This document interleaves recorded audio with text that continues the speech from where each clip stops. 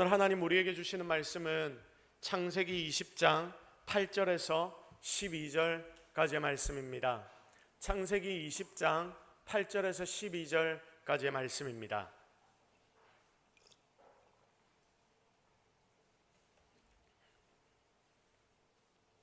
창세기 20장 8절에서 12절까지의 말씀입니다. 우리 다 같이 한 목소리로 하나님이 우리에게 주시는 말씀을 합독합니다. 아비멜렉이 그날 아침에 일찍이 일어나 모든 종들을 불러 그 모든 일을 말하여 들려주니 그들이 심히 두려워하였더라. 아비멜렉이 아브라함을 불러서 그에게 이르되 네가 어찌하여 우리에게 이렇게 하느냐? 내가 무슨 죄를 네게 범하였기에 네가 나와 내 나라가 큰 죄에 빠질 뻔하게 하였느냐? 네가 합당하지 아니한 일을 내게 행하였도다 하고 아비멜렉이 또 아브라함에게 이르되 내가 무슨 뜻으로 이렇게 하였느냐? 아브라함이 이르되 이곳에서는 하나님을 두려워함이 없으니 내 아내로 말미암아 사람들이 나를 죽일까 생각하였으며 또 그는 정말로 나의 이복누이로서 내 아내가 되었음이니라. 아멘. 자, 어디에서도 그분은 하나님이시다, 어디에서도 그분은 하나님이시다 라는 제목으로 오늘 하나님의 말씀을 증거하도록 하겠습니다. 여러분, 오늘의 본문은 우리가 참 잘 아는 말씀입니다. 믿음의 조상이라고 불리고 믿음의 아비라고 불리는 아브라함과 그 아내 사라에 관한 메시지입니다. 하나님이 처음으로 아브라함을 찾아오셨습니다. 그리고 아브라함을 불러주셨습니다. 그에게 하나님은 약속을 주셨습니다. 그리고 이 약속을 지키면 나는 너의 하나님이 될 것이고 너는 나의 백성이 될 것이다 라고 약속, 언약을 맺어주셨습니다. 이때부터 하나님과 아브라함의 관계는 시작됩니다. 여러분, 이것이 이스라엘의 시작입니다. 이 첫 약속에서 아브라함에게 하나님은 너는 본토 친척 아비집을 떠나서 내가 명령한 땅으로 가라 라고 말씀하십니다. 바로 그 땅이 가나안이지요. 그런데 그 땅이 어딘지를 가르쳐주지 않으시고 하나님은 무작정 아브라함에게 명령하십니다. 너는 본토 친척 네가 살고 있던 그 아비집을 떠나서 내가 명령한 땅으로 너 가면 된다. 내가 어디로 갈지 가르쳐 줄 테니까 나만 믿고 나만 의지하고 너 따라와. 자, 그래서 아브라함은 갈 바를 알지 못했지만 지금 모든 내 삶의 기반이 바로 여기에 있지만 하나님의 말씀 하나 붙잡고 알지도 못하는 땅으로 가진 것도 없는 그의 주변의 몇 명의 인생들을 데리고 떠나가기 시작합니다. 여기서 하나님과 아브라함의 언약은 시작되는 것입니다. 자, 이 모든 믿음의 여정을 관통하는 하나의 주제. 자, 아브라함이 이제 하나님 명령하신 그 명령을 따라서 갈 바를 알지도 몰랐지만 그냥 두벅두벅 그 길을 떠나지 않습니까? 그렇게 떠나가는 이 모든 믿음의 여정, 아브라함의 믿음의 여정을 관통하는 하나의 주제가 있는데 여러분, 혹시 그 주제가 무엇인지 아십니까? 그 주제가 뭐냐면 바로 순종입니다. 순종. 우리 다 같이 따라해 봅시다. 순종이 핵심이다. 시작. 순종이 핵심이다.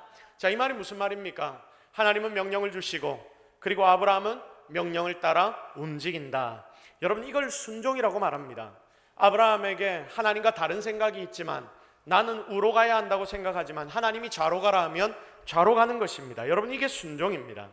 이런 순종을 보여준 아브라함, 그 아브라함을 향해 하나님이 은혜를 주시는데 이게 놀라운 약속이며 언약이 되는 것이고 놀라운 축복으로 아브라함의 삶에 채워지기 시작합니다.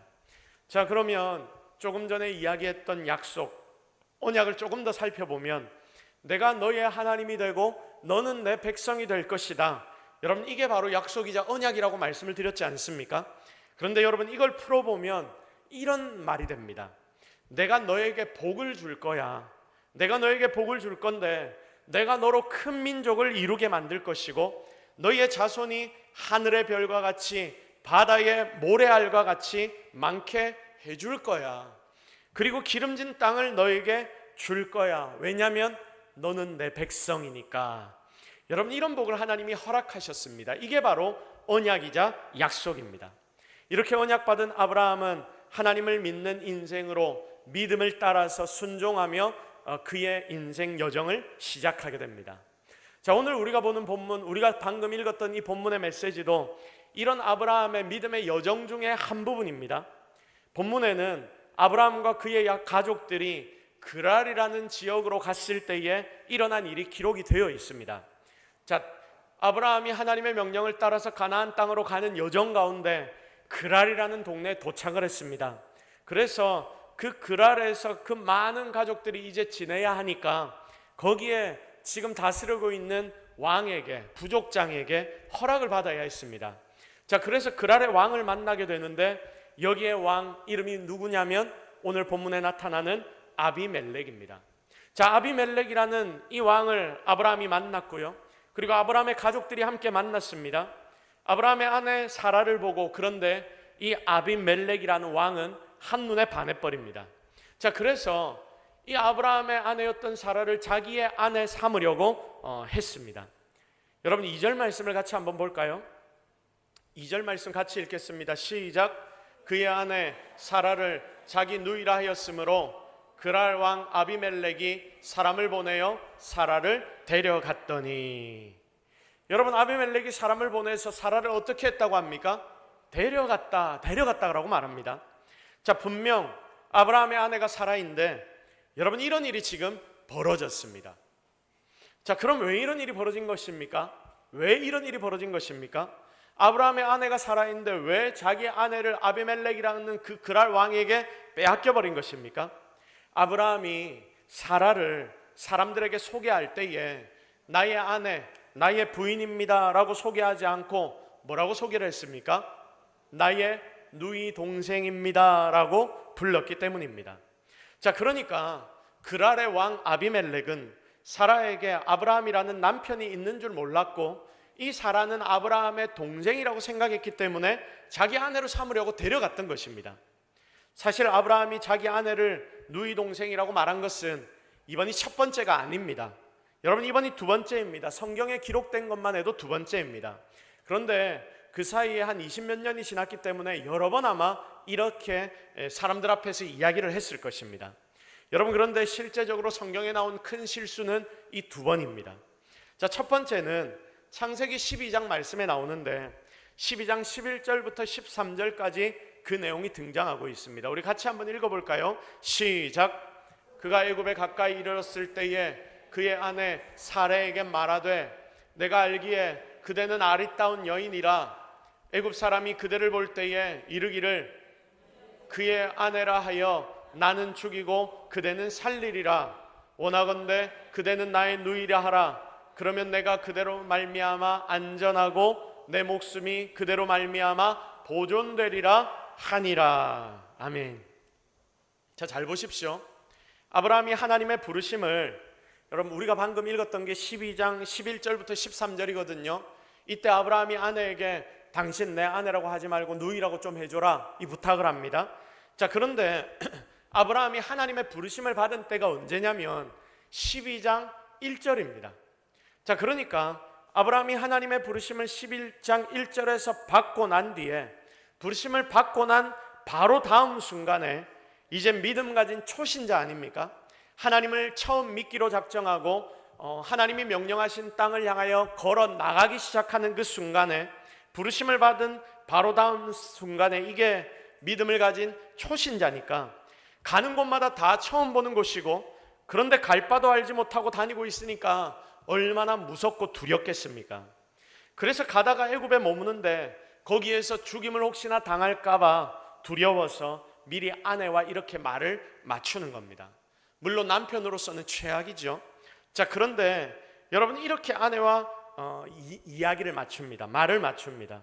애굽에 가는 곳에서 당신을 나의 누이라 하겠다. 안 그러면 당신을 나의 아내라고 하면 당신의 미모로 인해서 나를 죽이고 아내인 당신을 빼앗아갈 것이기 때문이다. 그렇게 미리 이야기를 하고 애굽에서 지내는데, 여러분 사라가 그 당시에 너무 아름다웠다라고 기록이 되어 있습니다. 그래서 바로 왕이 사라를 데려가 버립니다. 자, 아내 삼기 위해서 데려갑니다.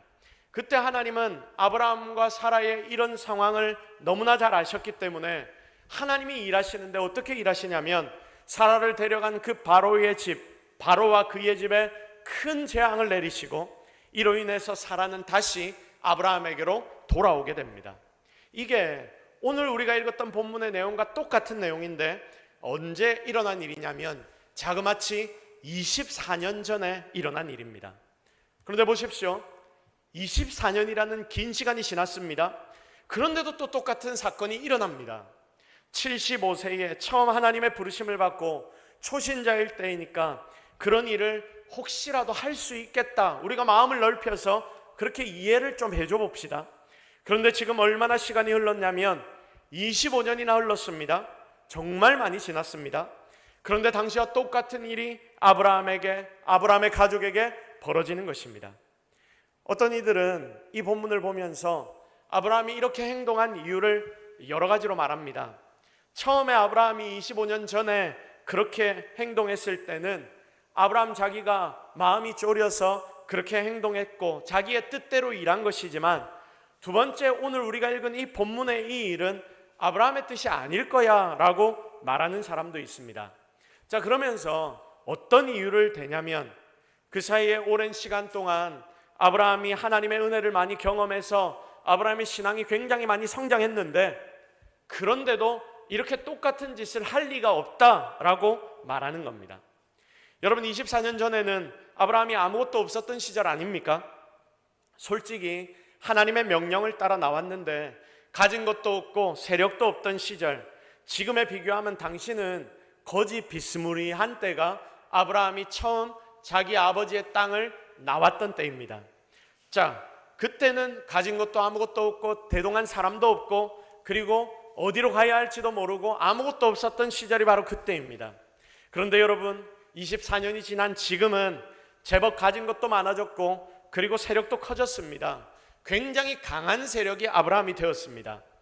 북방에 4개의 연합군이 아브라함에게 악한 짓을 해서 이 4개의 연합군을 아브라함이 자기 종 318명을 데려가서 쳐부쉈던 사람이 바로 아브라함입니다. 그러니까 능력 있고 힘이 있고 사람도 있고 이제 돈도 제법 가진 자가 아브라함입니다.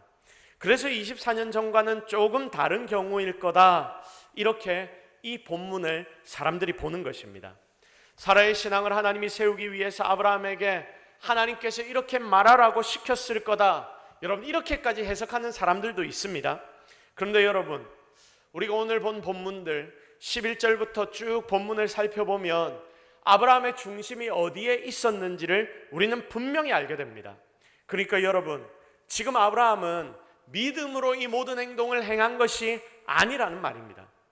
그래서 아비멜렉은 사라에게 남편이 있는 줄도 모르고 아내를 삼으려고 사라를 집으로 데려갑니다. 그런 그에게 하나님이 나타나십니다. 아비멜렉에게 하나님이 꿈으로 나타나십니다. 그래서 이 사라는 아브라함의 아내이다 라는 것을 하나님이 알려주십니다. 그러면서 아브라함은 내 선지자니까 그들에게 범죄하지 마, 그들에게 범죄하면 나 너를 용서하지 않겠어 라고 꿈에서 하나님이 아비멜렉에게 나타나 엄중히 경고하십니다.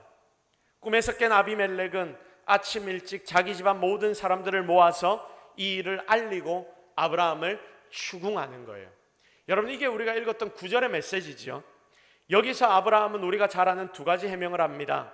사라가 이복 동생이 맞다, 거짓말 나는 한 건 아니다. 이 동네 사람들이, 그리고 한 가지 더, 이 동네 사람들이 하나님을 두려워하지 않았기 때문에 이 여인을 내 아내라고 하면 나를 죽이고 아내를 빼앗아 갈까봐 내가 그럴 수밖에 없었다. 2가지의 이유를 아브라함은 이 아비멜렉에게 댑니다. 여러분 한번 보십시오. 한번 생각해 보십시오. 하나님과의 동행의 시작에서부터 지금 24년이나 지났습니다. 하나님을 믿고 살아간 지가 24년이나 됐다는 거예요. 하나님께 축복도 너무나 많이 받았습니다. 기적까지도 경험했습니다. 하나님이 아브라함을 뭐라고 불러주셨냐면 너는 이제 복이야 라고 불러주셨습니다. 그런데 여러분, 아직도 여전히 하나님을 제대로 신뢰하지 못하는 듯한 아브라함의 모습을 우리가 본문에서 보지 않습니까? 이렇게 말하는 아브라함을 보면 우리는 하나님을 제대로 신뢰하지 못하는 모습이 지금 아브라함에게 있다는 것을 깨닫게 됩니다. 자, 그러니까 지금 아브라함이 하는 말은 이겁니다. 하나님이 나에게는, 하나님이 우리 가족에게는 하나님이시지만 여기에 있는 그랄 백성들에게는, 여기 있는 아비멜렉 당신에게는 하나님이 아니시다. 하나님이 나에게는 하나님이시지만 그랄 백성들에게는 하나님이 아니시다. 11절 뭐라고 되어 있습니까? 이곳에서는 하나님을 두려워함이 없으니, 그래서 이곳 사람들이 나를 죽일 수도 있기 때문에. 여러분, 지금 아브라함이 이렇게 이야기를 합니다. 여러분, 이게 믿음의 조상이라고 불리는 아브라함의 말입니다. 성도 여러분, 이게 어떻게 하나님을 믿는 인생의 말이라고 할 수 있겠습니까? 굉장히 인간적인 접근법이 나타나고 있습니다. 여러분, 이겁니다. 우리가 세상을 살다 보면 예수 믿는 사람을 우리 교회가 아닌 세상에서 만날 때가 때로 있습니다. 그때 얼마나 반갑습니까? 마치 고향의 선후배를 만난 것과 같은 느낌. 정치인들 중에서도 예수를 믿는다 하면 여러분 좀 더 끌리는 느낌이 있지요. 같은 카테고리 안에 우리가 속했다라는 소속감이 생깁니다. 같은 하나님을 믿고 있다, 그 말입니다. 이거는 신앙이 많은 사람이든 아니면 신앙이 별로 없고 그냥 교회만 왔다 갔다 하는 사람이든 다 비슷하게 느끼는 부분입니다. 저 사람이 예수님을 믿으니까 내를 더 좀 이해해 줄 것 같아, 뭐 이런 것이죠. 그런데 저 사람이 만약 예수님을 안 믿으면 어떻게 됩니까? 내를 이해를 못 해주니까 내 속에 고민이 시작되는 거예요. 내가 교회를 나간다고 해야 되나 말아야 되나? 내 신앙을 고백해야 되나 말아야 되나? 내가 믿는다라고 말하면 이상한 눈으로 나를 쳐다보는 것 아닐까? 오히려 교회 다닌다는 것 때문에 저 사람이 나를 차별하면 어떻게 되나? 사회생활에 걸림돌이 되는 건 아닌가? 코로나 때 여러분 막 주일에 교회 갔다고, 교회 왔다고, 교회에서 예배 드렸다고 잘리는 사람들도 여러분 생겼지 않습니까? 그런 일이 나에게도 찾아올까 봐 믿는 걸 숨기는 사람들이 생기기 시작합니다. 왜 숨깁니까? 여러분, 이걸 깊이 고민해 보면 이 동네 사람들이 예수님을 안 믿으니까 하나님을 안 두려워해서 내가 믿음으로 하는 행동을 이해 못할 거야. 그래서 내 아내를 누이라고 해야 되겠어.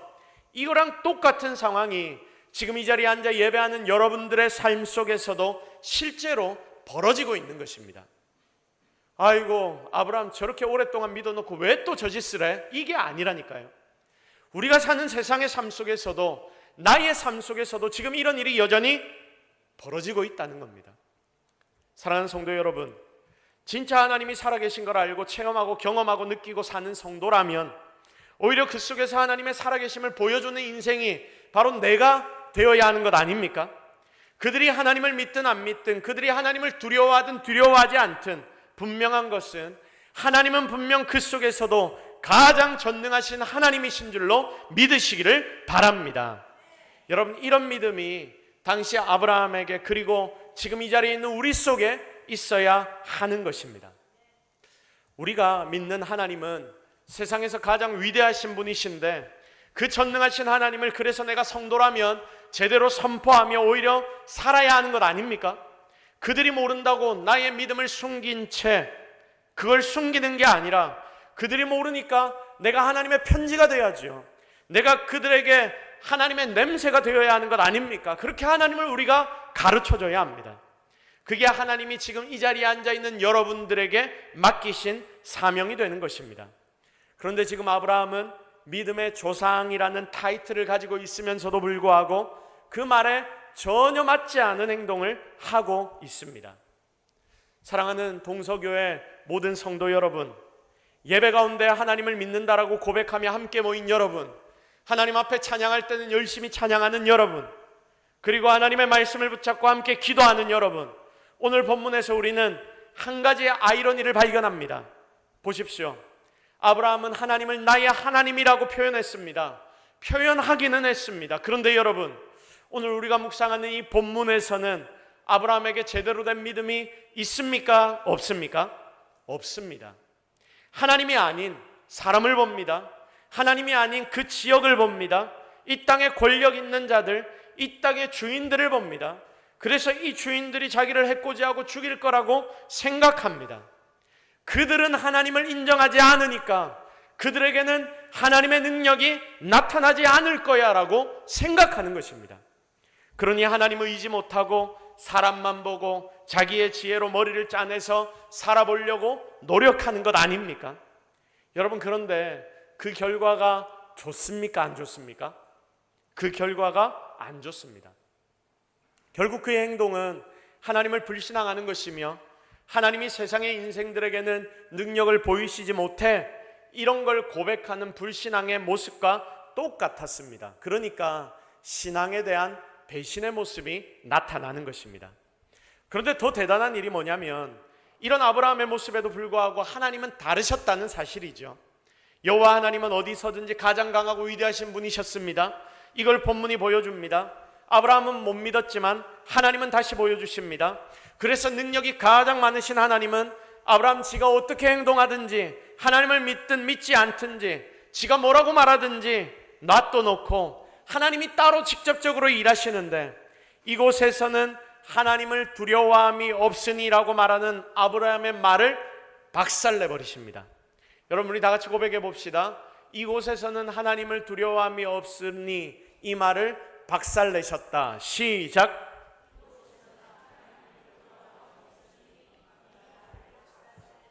자, 아브라함이 그렇게 이야기하는 그 말을 박살내십니다.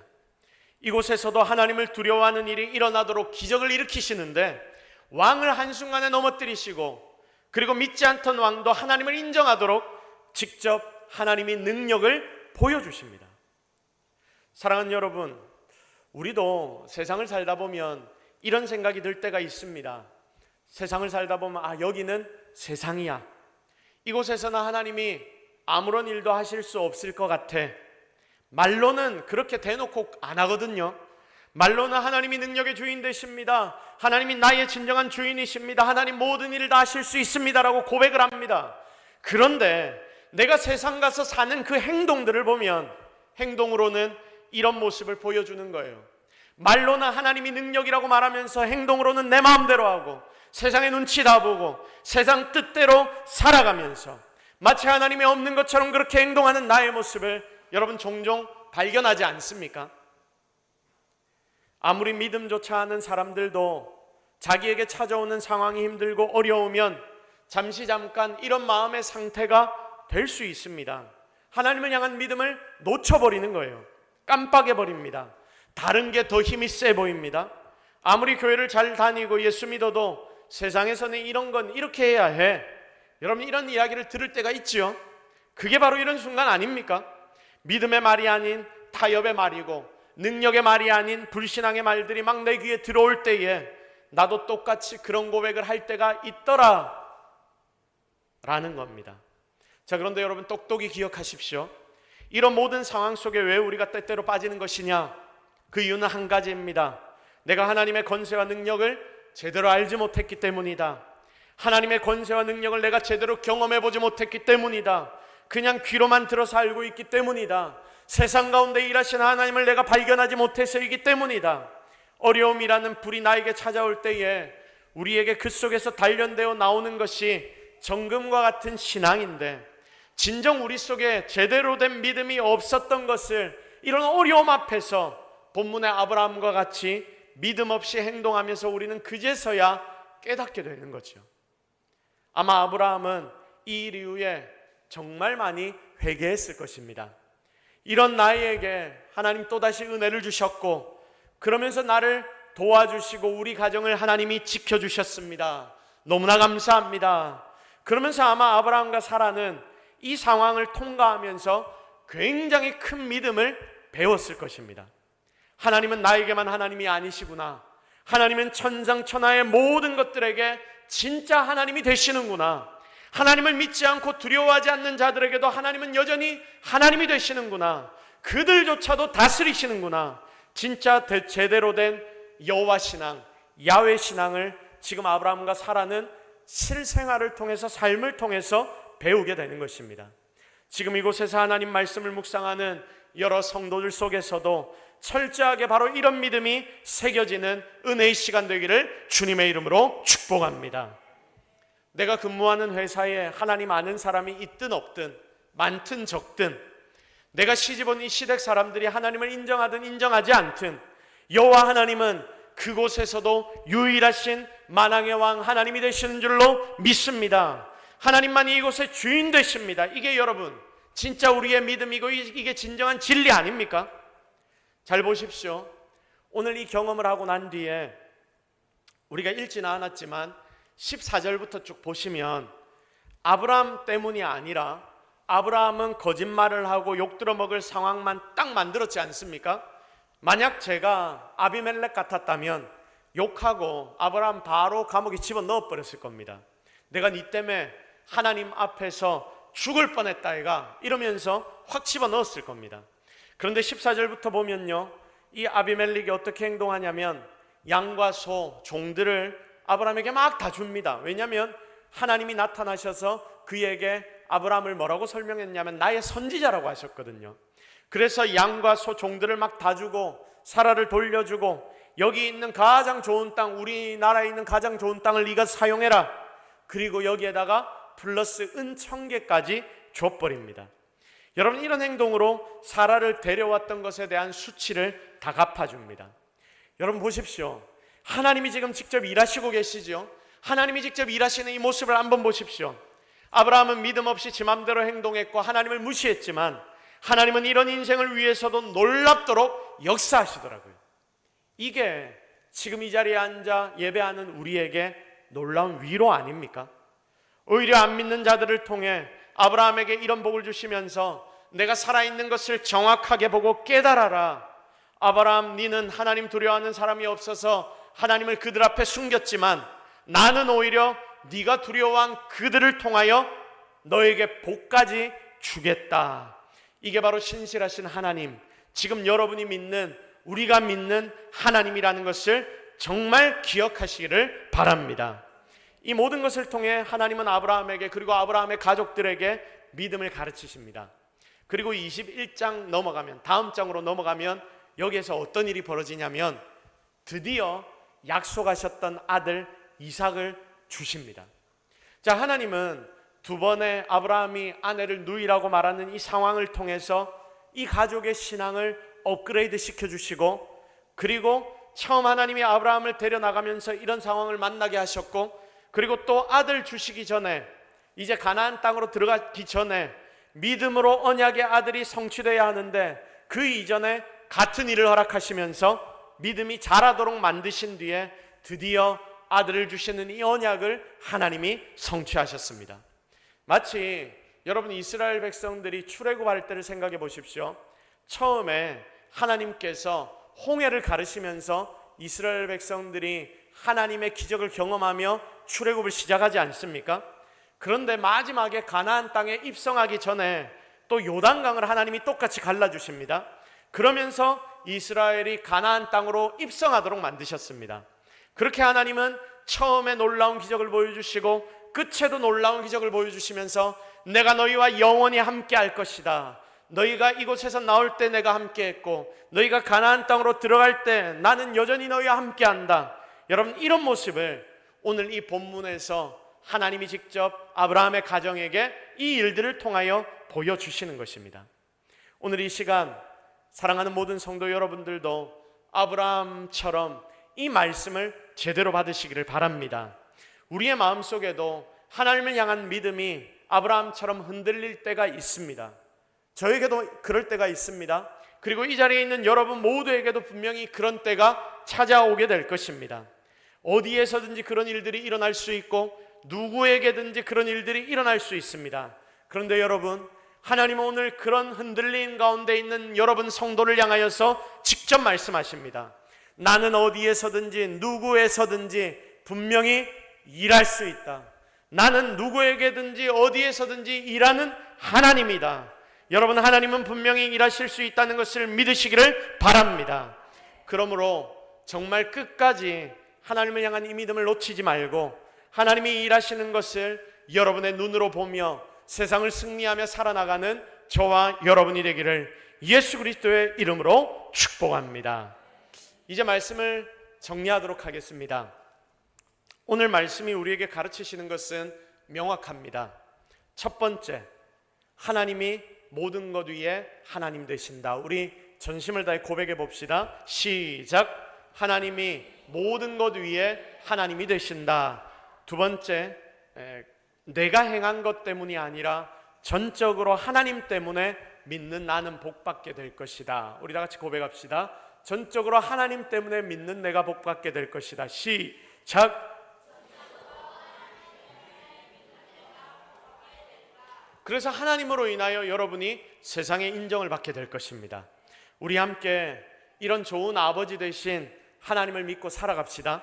하나님 분명 우리 모두에게 놀라운 은혜와 축복을 주실 것입니다. 자, 그 주님 안에서 하나님 믿는 믿음으로 세상 가운데 승리하여 하나님의 빛을 보여주는 우리 동서교회 모든 성도들이 되기를 예수 그리스도의 이름으로 축복합니다. 우리 시간 말씀 붙잡고 기도하겠습니다. 여러분, 오늘 말씀을 통해 깨달은 것이 있다면 고백하십시오. 하나님, 내 삶에서도 하나님의 능력을 보여주옵소서. 내 삶 속에서도 하나님이 직접 일하여 주시옵소서. 나에게 하나님 더 큰 믿음을 허락하여 주옵소서. 우리 이 제목들을 놓고 여러분이 하나님 앞에 결단하며 이제 내가 그런 믿음을 가지겠습니다, 결단하며 나아가는 자들이 되기를 바랍니다. 우리 함께 기도합시다. 하나님, 오늘 우리가 하나님 앞에 나왔습니다. 하나님의 음성을 듣습니다. 하나님의 말씀을 묵상합니다. 주님이 우리를 살려주셔서 우리로 하나님 앞에 나오게 하셨고 세상 가운데 일하시는 분이 하나님이심을 알려주셨습니다. 하나님, 우리가 그 하나님 놓치지 않게 하옵소서. 우리가 하나님 바라게 하여 주시옵소서. 하나님 은혜를 기대하게 하여 주시옵소서. 주여, 주의 하나님 되심을 하나님이 우리에게 보여 주옵소서. 아버지, 우리가 기대합니다. 아버지, 우리가 능력을 바랍니다. 아버지, 우리가 오늘 하나님을 의지합니다. 하나님, 오늘 하나님의 능력 가운데로 들어가게 하여 주시옵소서. 주여 우리와 함께 하옵소서. 하나님, 이 자리에 많은 자들이 모여서 하나님 앞에 예배드렸습니다. 예배드린 모든 자들에게 하나님 은혜를 다하여 주시옵소서. 이들의 삶에 하나님이 하나님 되심을 하나님이 직접 보여 주옵소서. 그리하여 이제 우리의 믿음이 더 자라게 하시고 하나님을 인정하며 살아가는 승리의 성도들이 되도록 주님이 축복하여 주옵소서. 모든 것 다 하나님 은혜인 줄로 믿사옵고 예수 그리스도의 이름으로 기도드립니다. 아멘.